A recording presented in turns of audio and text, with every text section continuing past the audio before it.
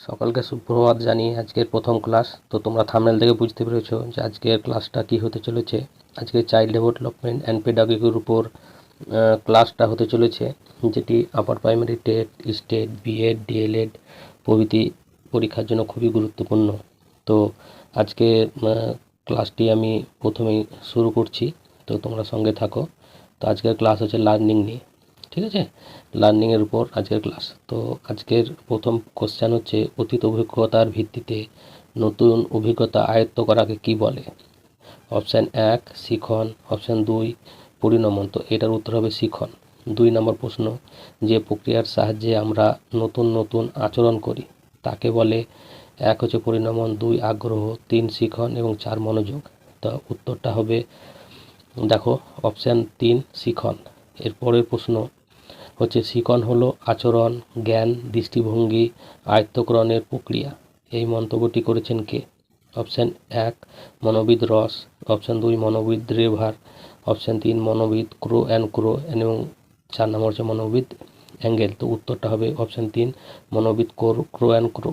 তো প্রাপ্ত ফলাফলের ভিত্তিতে আচরণের মধ্যে পরিবর্তন সাধন হলো শিখন। এই মন্তব্যটি করেছেন কে? দেখো অপশান 1 2 3 4-এর মধ্যে কোনটি হবে? তো এটার উত্তর হবে অপশান 1 মনোবিদ রেভার। এরপরের প্রশ্ন হচ্ছে, শিখন হলো অভিজ্ঞতা ও প্রশিক্ষণের মাধ্যমে আচরণের পরিবর্তন। এই মন্তব্যটি কে করেছেন? তো দেখো অপশান 1 2 3 এবং 4-এর মধ্যে কোনটি হবে? অপশান এর উত্তর হচ্ছে অপশান 2 মনোবিদ গেটস। এরপরের 6 নম্বর প্রশ্ন, উদ্দীপক ও প্রক্রিয়ার মধ্যে যে সঠিক সম্বন্ধ স্থাপনই হলো শিখন। এই মন্তব্যটি কে করেছেন?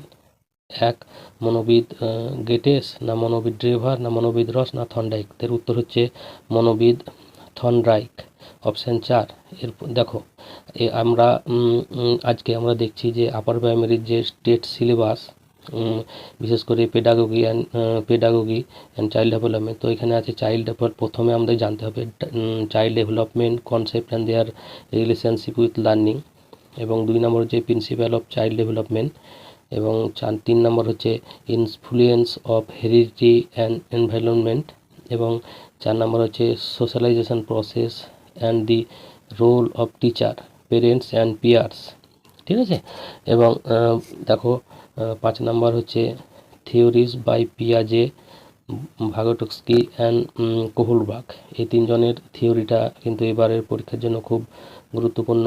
এবং 5 নম্বর হচ্ছে 6 নম্বর হচ্ছে inclusive education and children with special needs, ঠিক আছে?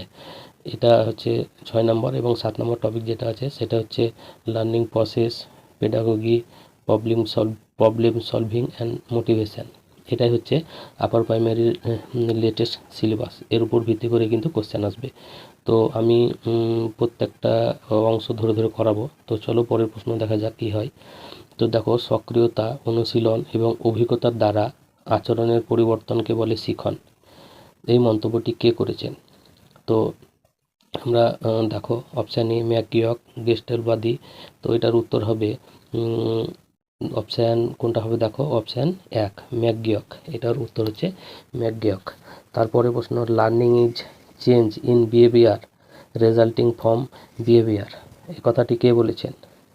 এই কথাটি কে বলেছেন? হিলগার্ড, গিলফোর্ড, ম্যাকগক এবং ওহিয়ের। দেখো এটার উত্তর হবে অপশান 2 গিলফোর্ড।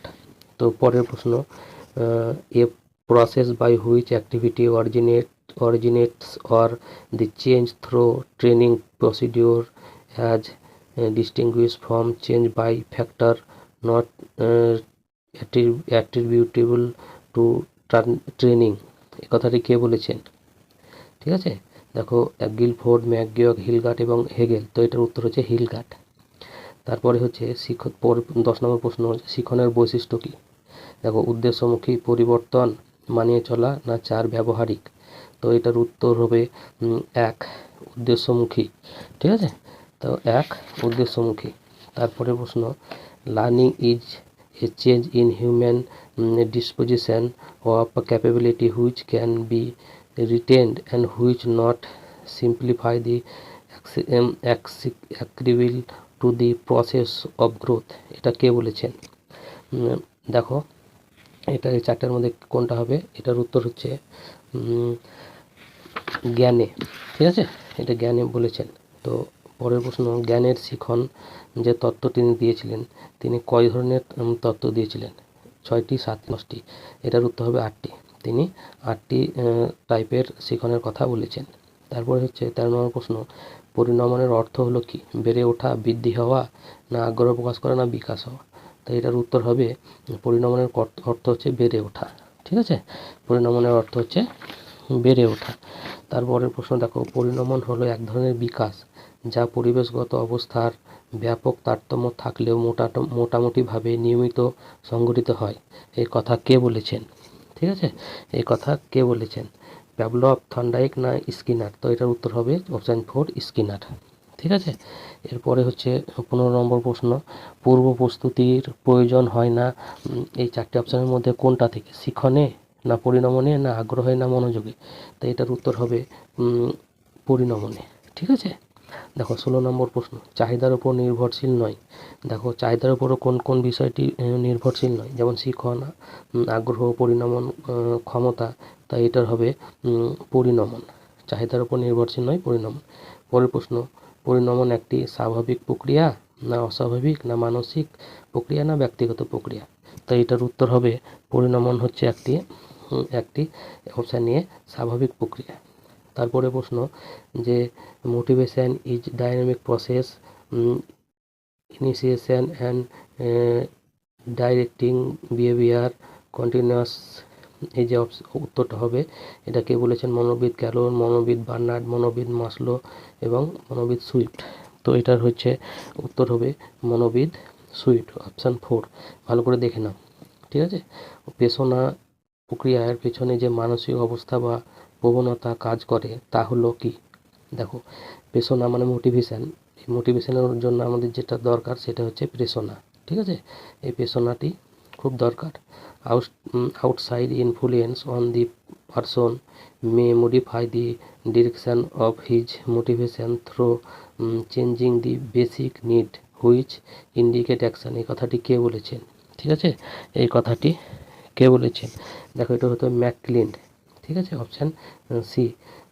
তারপরে the driver across the individual to the something about this need and the motive, এটা বলেছেন সুইফট, ঠিক আছে। এরপরে হচ্ছে পেশনার মূল উৎস কী? প্রেরণা বা মোটিভেশনের মূল উৎস কী? আমরা জানি যে মানুষের চাহিদার যেমন শেষ নাই, ঠিক সেরকম উত্তরটি হবে চাহিদা, অপশান 2। তো এখানে দুটো কথা বলবো যে পেশনা এমন একটা জিনিস যা আমরা জানো যে পৃথিবীতে মানুষের চাওয়া পাওয়ার যেমন শেষ নাই, তা প্রত্যেকটি চাওয়া পাওয়া বা চাহিদার মধ্যে একটি অভাব বোধ হয়, থাকে। সেই অভাব বোধ পূরণের জন্য মানুষ যে কাজ বা আচরণ করে এবং আচরণের মাধ্যমে যে সে নিজের যে গোল বা লক্ষ্য অর্জন করে, সেটাই হচ্ছে কিন্তু পেশনা। এই পেশনা বা আচরণের দুটি বিষয় থাকে, একটি হচ্ছে অভাববোধ এবং দ্বিতীয়টি হচ্ছে লক্ষ্য পূরণের আকাঙ্ক্ষা বা তাগিদ, ঠিক আছে। তো দেখো এই পেশনা এমন একটা সার্কেলের মাধ্যমে সংগঠিত হয় যা পেশনা চক্র নামে পরিচিত। তো প্রথমে আমরা বলবো এই পেশনা চক্র 4টি বিষয়ের উপর নির্ভর করে, যেমন হচ্ছে অভাববোধ বা চাহিদা। আমাদের প্রথমে চাহিদা সৃষ্টি হয়, তারপরে তাড়না বা ড্রাইভ, মানে যে এই তাড়নাকে মানে চাহিদাটাকে এগিয়ে নিয়ে যায় যার মাধ্যমে, এবং 3 নাম্বার হচ্ছে যেটা হয় সহায়ক বা যান্ত্রিক আচরণ, মানে যে আচরণ করি এবং আচরণ বা ব্যবহার, তারপরে যে আমরা লক্ষ্য অর্জন করি, ঠিক আছে। এই লক্ষ্য অর্জন করার পরে কিছুদিন বিশ্রাম হয়, তারপরে আবার নতুন পেশনা যুক্ত হয়, এইভাবে তাড়না চক্র কিন্তু সংগঠিত হয়। দেখো এই পেশনাকে আমরা 3 ভাগে ভাগ করি, একটা হচ্ছে জৈবিক পেশনা, একটা হচ্ছে ব্যক্তিগত পেশনা এবং একটি 3 নম্বর হচ্ছে সামাজিক পেশনা। তো পেশনা সম্বন্ধে এটাই, এতটুকু আমি বললাম। যদি তোমাদের প্রয়োজন মনে হয় তো আমি প্রত্যেকটা ক্লাস ডিটেলসে করব। তো ঠিক আছে, দেখো 23 নম্বর প্রশ্ন, all people need a stable firmly based high evolution of themselves. এ কথা কে বলেছেন? ঠিক আছে, তো এটা উত্তর কী হবে? দেখো এটা কে বলেছেন, এটার উত্তর হবে অপশান 3 মসলো। তারপরে হচ্ছে যে হোয়াট এ 24 নম্বর প্রশ্ন, what a person can be, he must be, his potentialities tend tended tend to be actualized. এ কথা কে বলেছেন? এই কথা কে বলেছেন? এই উক্তিটি করছেন অপশান 2 বার্নার্ড। তারপরে 25 নম্বর প্রশ্ন, চাহিদা সাধারণত কয় প্রকারের? দেখো একটু আগে আমরা দেখলাম যে চাহিদা কয় প্রকারের। তো প্রথমেই আর বেশি কিছু বলবো না, চাহিদা হচ্ছে অপশান 2 3 প্রকারের। ঠিক আছে, এবার 26 নম্বর প্রশ্ন। 26 নম্বর প্রশ্ন কি, যে পেশনার উদ্বোধকগুলি কী কী? মানে মোটিভেশন তোমার কিভাবে সৃষ্টি হয়? নিন্দা ও প্রশংসা, শান্তি ও পুরস্কার, প্রতিযোগিতা। দেখো এগুলো সবগুলোই হবে। ঠিক আছে, 27 নম্বর প্রশ্ন হচ্ছে, বিদ্যালয়ে শিক্ষার্থীদের শিক্ষা গ্রহণের পেছনে থাকে কি থাকে? অপশান এ আগ্রহ, অপশান 2 মনোযোগ, অপশান 3 পেশনা এবং অপশান 3 পরিণমন। তো অবশ্যই এটা হবে প্রেরণা বা মোটিভেশন থাকে বলে কিন্তু শিক্ষা গ্রহণ করতে পারে ছাত্ররা। তো দেখো 28 নম্বর প্রশ্ন কি হচ্ছে, শিক্ষার্থীদের পেশনা জাগ্রত করতে পারে কিসের মাধ্যমে? এটা আমরা সবাই জানি যে পুরস্কারের মাধ্যমে, তাই না? তো তারপরের প্রশ্ন 29 নম্বর প্রশ্ন, the educational goals should be a attainable and people should feel that they are able to achieve them. এই কথা কে বলেছেন? এই কথা বলেছেন, দেখো অপশান 2 বার্নার্ড। অপশান 2 বার্নার্ড এই কথা কিন্তু বলেছে। তারপরে 30 নম্বর প্রশ্ন, যখন কোনো আচরণের মূল প্রেরণা কর্ম সম্পাদন প্রক্রিয়ার মাধ্যমে সীমাবদ্ধ থাকে তখন তাকে কি বলা হয়? দেখো দেখো এখানে যে কর্ম সম্পাদনের প্রক্রিয়ার মধ্যে সীমা থাকেন তখন অন্তর্য পেশনা, মানে ভিতরের মধ্যে যে পেশনা সেটাই। তো ঠিক আছে, আজকে এতটুকুই। আজকে তোমরা সিলেবাস দেখো, যে child development concept and there relationship with learning process, pedagogy, problem solving and motivation, এই দুটোর উপরে আমরা ক্লাস চলছে। তো আজকে প্রথম পার্ট যদি তোমাদের লার্নিং, তো এইটা যদি ভালো লাগে তো অবশ্যই পাশে থেকো। তো পরের ক্লাস আসবে ধারাবাহিকভাবে। তো পুরোপুরি আশা করছি যে আপার প্রাইমারির পুরো সিলেবাসটা এখানে কভার করব।